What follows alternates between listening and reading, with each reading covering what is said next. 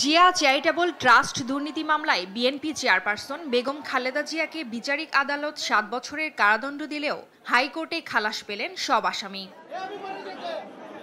বুধবার বিচারপতি একেএম আসাদুজ্জামান ও বিচারপতি সৈয়দ এনায়েত হোসেনের হাইকোর্ট বেঞ্চ এ রায় দেন। আসামি পক্ষের আইনজীবী জয়নুল আবেদিন বলেন, বেগম খালেদা জিয়াকে রাজনৈতিক কারণে হয়রানি করা হয়েছে।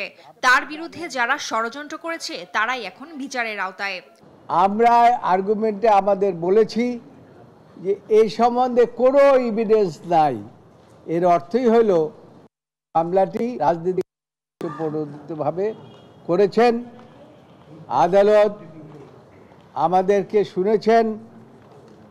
দুদকের পক্ষ থেকে আইনজীবী খুব ভেহেমেন্টলি অপোজ করেছেন। বর্তমান ফ্যাসিস্ট সরকার প্রধান শেখ হাসিনা এই যে আমাদের বেগম খালেদা জিয়ার উপরে যে অমানবিক ভাবে বিচার করেছেন, তার চাইতে বেশি বিচার আল্লাহ তার প্রতি করেছেন।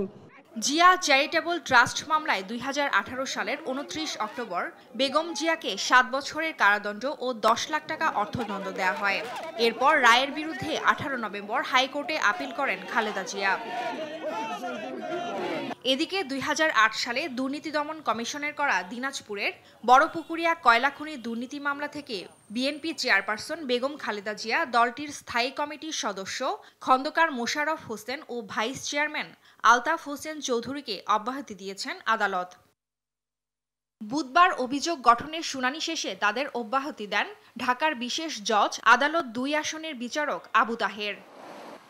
মামলা থেকে খালাস পেয়ে সন্তোষ প্রকাশ করেন খন্দকার মোশাররফ ও আলতাফ হোসেন। তারা বলেন, বড়পুকুরিয়া দুর্নীতি মামলা ছিল বানোয়াট এবং ফ্যাসিস্ট আওয়ামী লীগ সরকারের প্রতিহিংসার ফসল। এই মামলাটি ১/১১ পরে এই মামলাটি আমাদের বিরুদ্ধে একটি মিথ্যা মামলা, বানোয়াট মামলা দেওয়া হয়েছে। ইটস এ ফ্যাক্ট যে এটা একটা মিথ্যা, বানোয়াট, কনকক্টেড এবং প্রতিহিংসামূলক মামলা, এবং এই গত ১৬ বছর এই মামলার ঘানি আমরা টেনেছি। এছাড়া জাতীয় রাজস্ব বোর্ডের ২৬ লাখ টাকা কর ফাঁকির মামলায় খালাস পেয়েছেন বিএনপির ভারপ্রাপ্ত chairman Tarek Rahman. News desk, Desh TV.